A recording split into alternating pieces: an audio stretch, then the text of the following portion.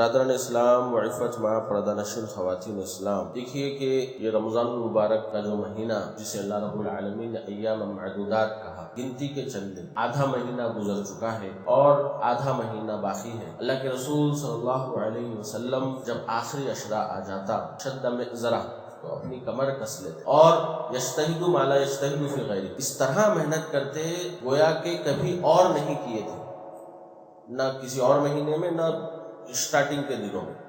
تو آخری عشرہ جب ہمارے بہت ہی زیادہ قریب ہے تو بہت زیادہ محنت کرنے کا تہیہ کر لینا چاہیے۔ یہی نبی صلی اللہ علیہ وسلم کی سنت ہے۔ آپ صلی اللہ علیہ وسلم شد مئزرہ وایقظ اہلہ واحیا لیلہ، اللہ کے رسول صلی اللہ علیہ وسلم کمر کس لیتے، اپنے گھر والوں کو بھی جگاتے اور رات تمام جاگا کرتے تھے۔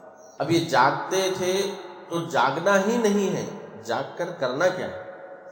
یہ بونس ٹائم جو ہمیں ملا ہے، ایک ایسی رات ملی ہے، تو جاگ کر کرنا کیا ہے؟ صرف جاگنا عبادت نہیں ہے، جاگ کر ایکٹیویٹی کرنا ہے۔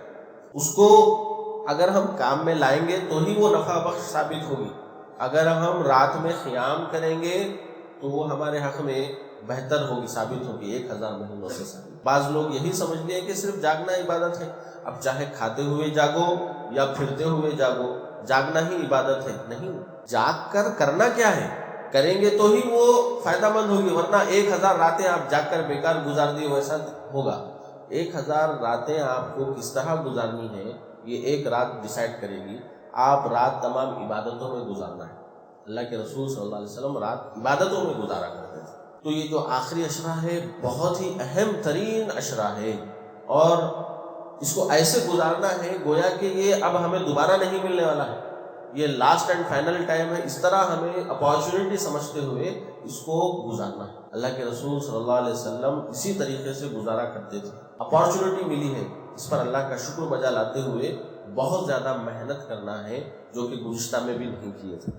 تو یہاں پر خصوصی طور سے جو عبادت اللہ کے رسول صلی اللہ علیہ وسلم آخری عشرے میں کیا کرتے تھے، ایک چیز ہے اعتکاف۔ حضرت عائشہ رضی اللہ عنہا بیان فرماتی ہیں کہ اللہ کے رسول صلی اللہ علیہ وسلم کان یعتکف العشر الاواخر من رمضان حتی توفاہ اللہ ثم اعتکف ازواجہ من بعد، کہ اللہ کے رسول صلی اللہ علیہ وسلم مرتے دم تک آخری عشرے میں اعتکاف کیا کرتے تھے۔ جب وفات پا گئے تو اس کے بعد آپ کی ازواج مطہرات نے اعتکاف کیا۔ تو اعتکاف مرد کے اوپر بھی ہے، عورت کے اوپر بھی ہے، اور یہ سنت مؤکدہ ہے۔ وَأَنْتُمْ عَاكِفُونَ فِي الْمَسَاجِدِ، اور یہ مسجدوں میں کیا جاتا ہے، مسجدوں میں ہی اعتکاف ہوتا ہے۔ عورت کے لیے گھر میں، مرد کے لیے مسجد میں ایسا نہیں ہے، دونوں کے لیے بھی مسجد کا ہی۔ اللہ کے رسول کی جو ازواج مطہرات تھیں وہ مسجد ہی میں اعتکاف کیا کرتے تھے، جیسا کہ حدیث ہے کہ اللہ کے رسول صلی اللہ علیہ وسلم اعتکاف میں خیمہ لگایا کرتے تھے مسجد میں، تو آپ کا دیکھ کر آپ کے ازواج مطہرات نے بھی خیمے لگوائے۔ تو پتہ چلا کہ کہاں پر اعتکاف بیٹھنا ہے عورتوں کو بھی۔ اور اسی طرح حدیث میں آتا ہے کہ عورتیں استحاضہ کی حالت میں ہوں تب بھی جو ہے اعتکاف کیا کرتی تھیں، جیسا کہ ام سلمہ رضی اللہ عنہا سے متعلق آتا ہے کہ وہ اعتکاف کرتی تھی اور اعتکاف میں نماز پڑھتی تھی تو ہم نیچے برتن رکھ دیا کرتے تھے۔ تو استحاضہ کی حالت میں بھی اعتکاف کیا جا سکتا ہے، حیض کی حالت میں نہیں کیا جا سکتا۔ تو اعتکاف کی کافی فضیلتیں بیان ہوئی ہیں۔ ایک تو یہ کہ یہ اللہ کا قرب حاصل کرنے کا بہترین عمل ہے، اللہ کا قرب حاصل کرنے کا، کہ بندہ اپنی ساری ایکٹیویٹیز دنیا کی بند کر دیتا ہے اور اپنے آپ کو فری کر لیتا ہے صرف اللہ سے قرب حاصل کرنے کے لیے مسجد کے اندر۔ اب حدیث میں تو ہے کہ جو بندہ مسجد میں رہے گا اس پر فرشتے رحمت کی دعائیں کریں گے، مغفرت کی دعائیں کریں گے، مسجد میں رہنے کا فضیلت ہے۔ تو بندہ اعتکاف کرتا ہے مسجد میں تو سمجھیے کہ وہ جب تک رہے گا فرشتوں کی دعاؤں کا مستحق حقدار بن جائے گا، فرشتے اس کے حق میں دعائیں کرتے رہیں۔ اور حدیث میں ہے کہ جو بندہ اعتکاف بیٹھتا ہے اس کو بغیر ضرورت کے، بلا حاجت کے مسجد سے باہر جانے کی ضرورت نہیں ہے، نہیں جانا چاہیے، یہاں تک کہ کسی کی تیمارداری کے لیے بھی نہیں، یہاں تک کہ کسی کی نماز جنازہ میں شرکت کے لیے بھی نہیں۔ تو پتہ چلا کہ وہ مسجد میں جو اعتکاف کے لیے بیٹھا ہے تو یہ ان اعمال سے بھی زیادہ یہاں پر اجر کما رہا ہے، حالانکہ ان کا اجر خود کتنا بڑا بڑا ہے، ایک احد کے پہاڑ اتنا۔ اجر ہے جو جنازے میں شرکت کرنے جاتا ہے، لیکن فرمایا منع کر دیا یہیں بیٹھو، تم یہیں بیٹھ کے وہ احد پہاڑ کے اتنا ثواب حاصل کر سکتے ہو، تم وہ 70,000 فرشتے جو ایک تیماردار عیادت کرنے والا جو آیا ہے اس کے حق میں دعا کر رہے ہیں، تم یہیں بیٹھو، یہاں پر بھی تمہیں وہ ثواب مل جائے گا انشاءاللہ، کیونکہ تم اللہ کی خاطر اللہ کا قرب حاصل کرنے کے لیے مسجد میں اعتکاف کے لیے بیٹھے، تو بغیر ضرورت بلا حاجت ضروریہ باہر جانا نہیں ہے، ورنہ پھر اعتکاف ٹوٹ جائے گا۔ ضرورت کی کیا چیز ہے؟ جیسا کہ قضائے حاجت کے لیے انتظام نہ ہو تو گھر جا سکتا ہے قضائے حاجت کے لیے، غسل کے لیے، وضو کے لیے، یا پھر کھانے لانے والا کوئی نہیں ہے تو کھانا لانے کے لیے جا سکتا ہے۔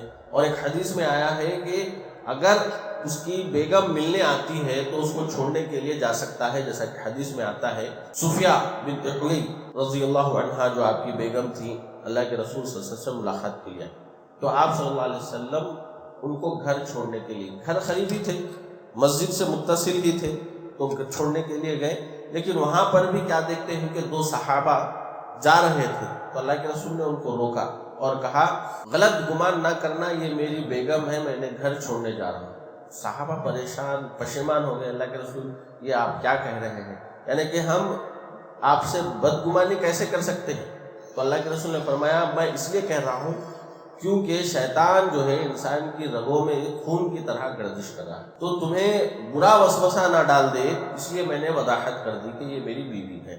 مسجد کے اندر بغیر ضرورت کے باہر نہیں جانا ہے، البتہ مسجد کی چھت پر جا سکتا ہے، کیونکہ مسجد کی چھت مسجد ہی میں شمار ہوگی، مسجد اونچائی میں جتنے بھی اوپر جائیے مسجد ہی وہ شمار ہوگی، اس لیے اوپر جا سکتے ہیں۔ اب دیکھیے کہ بعض لوگ جو ہے مسجد میں جو کرنا نہیں ہے وہ کام اگر کرتے ہیں تو یہ غیر درست بات ہوگی، جیسا کہ بعض لوگ فون کا استعمال مسجد میں یعنی کہ اعتکاف کی حالت میں کرنا شروع کر دیتے ہیں، جبکہ بیان کیا گیا ترکہ ما لا یعنی، اس کا بغیر فالتو چیزوں کو چھوڑ دینا ہی یہ اچھے مسلمان ہونے کی دلیل ہے، اور اعتکاف میں خصوصاً یہ تمام چیزوں کو چھوڑنا ہے جو اس سے دنیا سے کنیکٹ کر رہے ہیں۔ تقرب کے لیے وہ آیا ہے تو بیکار کی باتیں، کسی سے بیکار کی ملاقاتیں ہرگز نہیں ہونی چاہیے، اور بتایا گیا کہ 10 دن کا اعتکاف ہونا چاہیے، یہ سنت موقدہ۔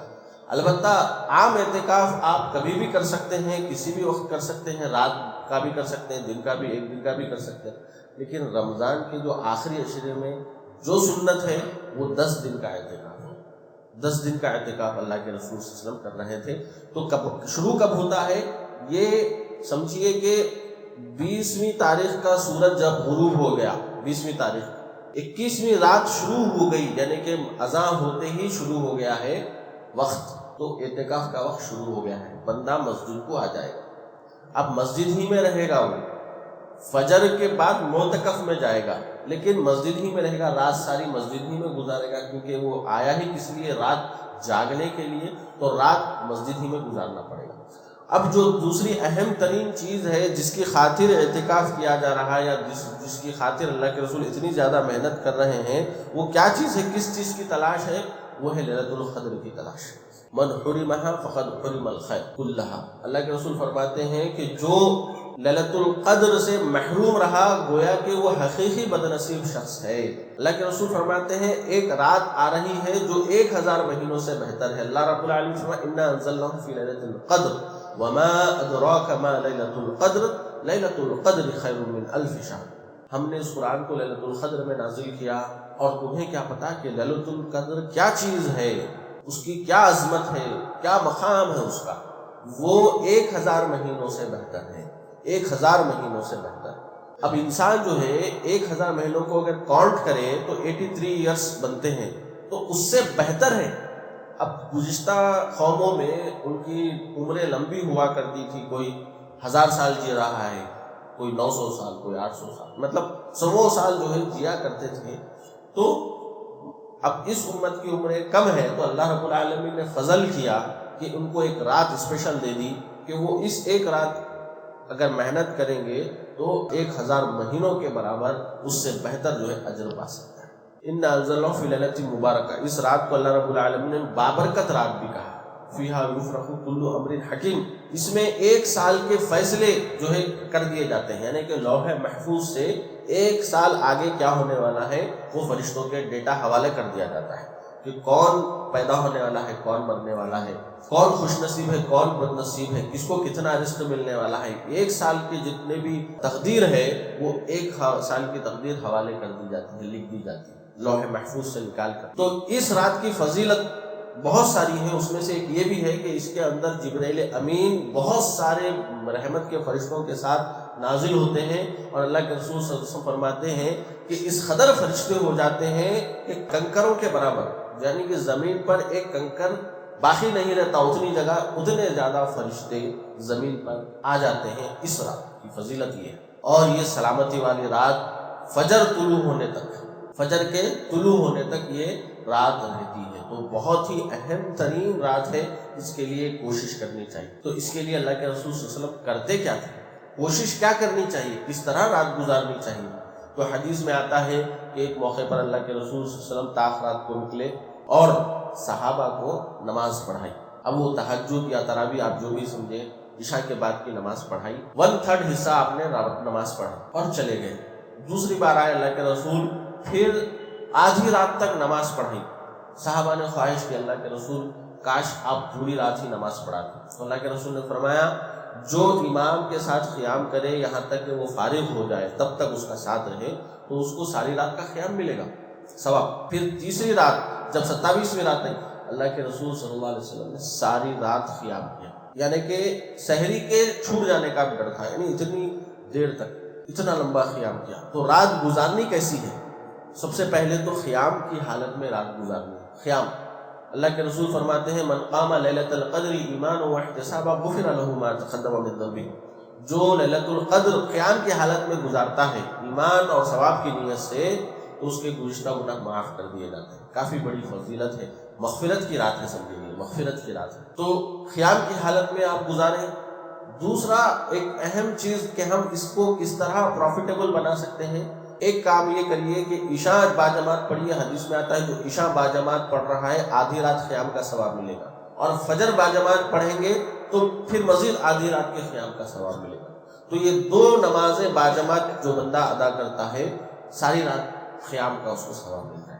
اور ایک چیز تیسری چیز یہ ہے کہ دعاؤں میں وقت گزاریں، دعاؤں میں وقت گزاریں، کیونکہ اللہ کے رسول صلی اللہ علیہ وسلم فرماتے ہیں کہ اللہ تعالیٰ ہر رات، وہ رمضان کی راتیں ہوں یا پھر لیلۃ القدر تاخراتیں ہوں، جو بھی رات ہو، سال کے 12 مہینے کی ہر رات، اللہ رب العالمین ہر رات کے آخری پہر آسمان دنیا پر آتا ہے اور ندا لگاتا ہے کون ہے جو مجھ سے دعا کرے کہ میں اس کی دعا قبول کروں، کون ہے جو مجھ سے بخشش طلب کرے کہ میں اس کو بخش دوں، کون ہے جو مجھ سے رزق طلب کرے کہ میں اس کو رزق دوں. تو یہ ندا اللہ تعالیٰ ہر رات جو ہے لگاتا ہے. تو دعائیں کرنا ہے اس رات میں. اور جو خصوصی دعا ثابت ہے، حضرت عائشہ رضی اللہ عنہا نے سوال کیا میں لیلۃ القدر پالوں تو کیا مانگوں؟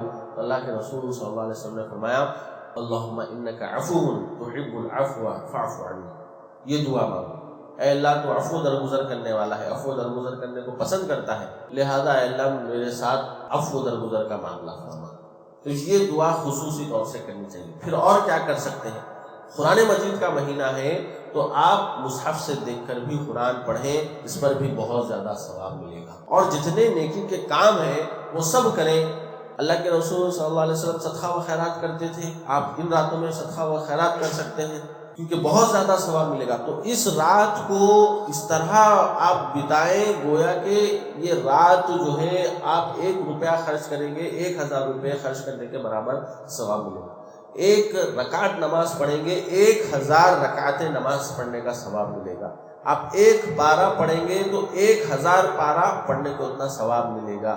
اس نیت کے ساتھ جو ہے ہر عمل ایک لمحہ اس رات کا گزارنا ہے، بیکار نہیں گزارنا ہے. بیکار میں نہیں گزار دینا رات کو صرف جاگتے ہوئے. بیکار کے صرف جاگ رہے ہیں تو کچھ حاصل ہونے والا نہیں.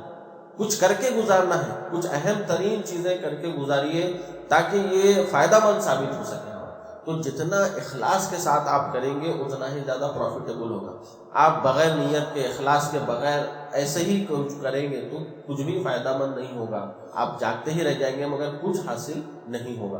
تو اچھے طریقے سے اس رات کو گزارنے کی ضرورت ہے. تو اللہ کے رسول صلی اللہ علیہ وسلم نے نشانی بھی بتائی کہ یہ رات کیسی ہوگی. تو بتایا کہ معتدل رات ہوگی، نہ گرمی زیادہ ہوگی نہ سردی زیادہ ہوگی، یہ رات معتدل رات ہوگی، اور اس کی صبح جو سورج نکلے گا شعاع نہیں ہوگی، تمازت اس کے اندر نہیں ہوگی، اس طرح سورج مدھم طریقے سے نکلے گا۔ تو یہ رات جاگنا کب ہے، تلاش کب کرنا ہے؟ تو اقوال میں سب سے بہتر قول یہ ہے کہ آخری عشرے کی تاخراتوں میں گزارو، تحروا لیلۃ القدر فی العشر الاواخر، کہ آخری عشرے کی تاخراتوں میں اس لیلۃ القدر کو تلاش کرو اور اس کے اندر اچھے سے اچھے عمل کر کے گزارو۔ تو یہ آخری عشرے کی تاخراتوں میں گزارنا ہے، اور یہ اس کا جو وقت بیان کیا گیا، سلام ہی حتی مطلع الفجر، فجر کے طلوع ہونے تک یہ رات رہتی ہے، تو اس کو بہتر سے بہتر گزارنے کی ضرورت ہے۔ ہم اللہ رب العالمین سے دعا کرتے ہیں کہ اللہ رب العالمین اب تک جو ایام گزرے ہیں، جو اعمال ہم نے کیے ہیں، شرف قبولیت سے نوازے۔ اللہ رب العالمین جو باقی آئندہ ایام ہے اس کو غنیمت سمجھتے ہوئے اس میں بھرپور محنت کر کے جنت الفردوس حاصل کرنے کی ہمیں توفیق عنایت فرمائے۔ اللہ رب العالمین جب تک رکھے اسلام پر قائم رکھے، خاتمہ ایمان کی حالت میں فرمائے۔ آمین۔ وآخر دعوانا الحمد للہ رب العالمین۔